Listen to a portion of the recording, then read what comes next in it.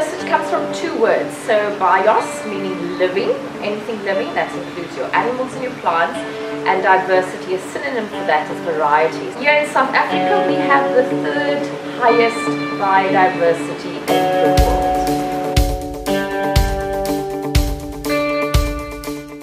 Biodiversity to me means that everything in this world has its own place. Everything is here for a reason. Therefore, it is very important that we must actually look after the environment.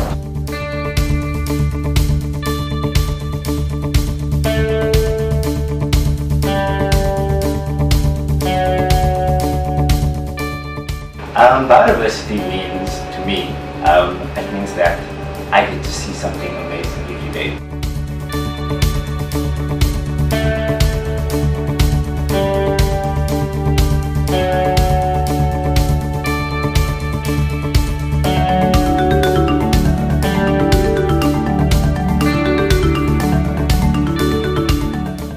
Imagine just having an elephant and a lion, those are the only animals we know, versus having everything we have at the moment.